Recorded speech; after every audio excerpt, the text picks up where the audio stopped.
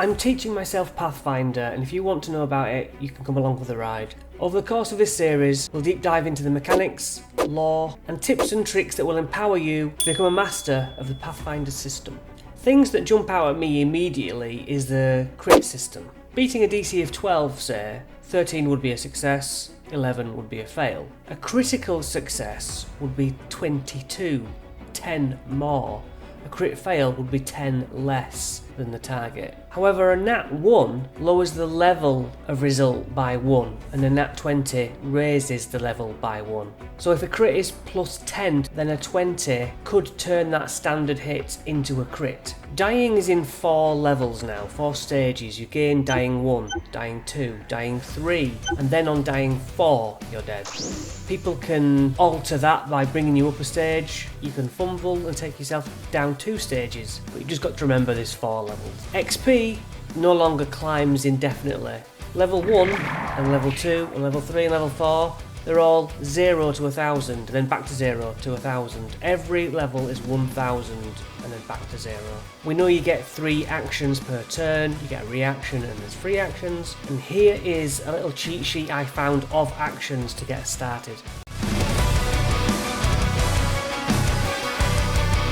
Initiative is perception rather than dexterity, and there's a cool mechanic about raising a shield as an action, and different shields have different hit points. You can split the damage between the shield and your body to spread out the damage, but your shield will eventually break. I guess you will also break. It also gives you a bonus to AC though. Proficiencies aren't just flat 2 among the things you're proficient in. Now each individual skill you're proficient in has a tier system that can increase and give you different modifiers. Untrained is 0. Trained +2, expert +4, master +6, legendary +8. And saving throws with a nat 20 does double damage as before. So here is the online Pathfinder 2 character creator. I'm going to start with my ancestry.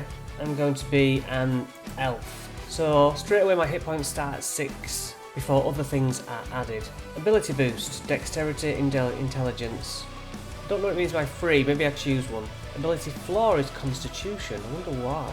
Backgrounds. Okay, quite a few new backgrounds here. I have no pre-design for this character. Haunted, that immediately jumped out at me.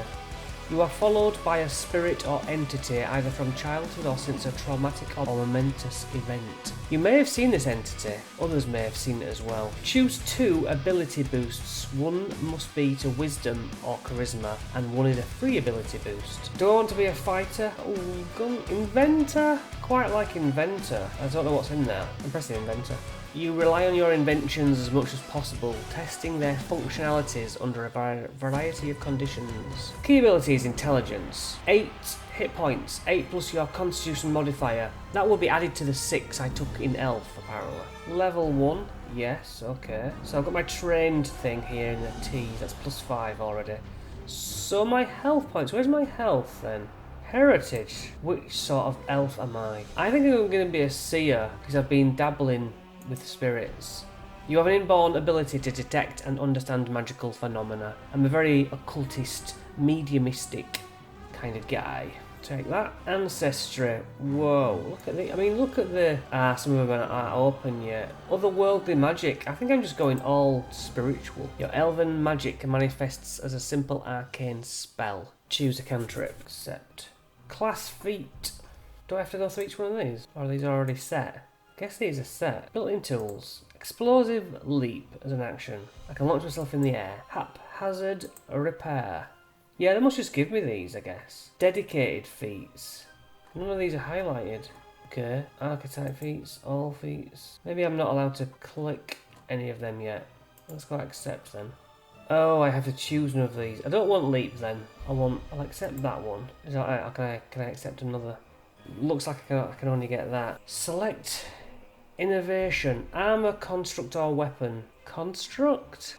Your innovation is a mechanical creature. You can adjust most of its base stats by taking feats at higher levels. I do want a protector. Then at level 2 I get other things. Character name, let's go Pathfinder. I would like a shield though. How do I buy a shield? Add a weapon. Let me look for shield. Why can't I buy a shield? There's all bits for shields, but not actual shields. I'm going to go for an alchemical crossbow. Cannot afford this item. Dueling pistol. Can I buy that? I got a pistol. Do I now need to buy bullets? I think that's what you were saying. So for 2 actions, I can make my construct explode. Love it. Nice little dice roller. That's cool. Love it. I would like to check a shield. I think at level 1, that's about it, you know. I can add a ritual spell. I'm just going to select Infernal Pact. Not exactly sure what that is. Innate spells. Detect magic, yeah. Phase bolt sounds good. Yep, pointy finger blast. We'll do that. So these my actions. Whoa. So many actions. Jesus. I think actions are going to be the thing that take the longest to learn. I think I've ticked everything. So I've got 13 health, 14 AC. I'm trained in bits and bats. I seem to have a construct at my side as well as a spirit following me. So now I'll have a quick look over the beginner's sheet. Maybe I'll understand that quicker now. So here's the beginner's sheet of the fighter called Valeros. He's neutral good, farmhand, he's a fighter.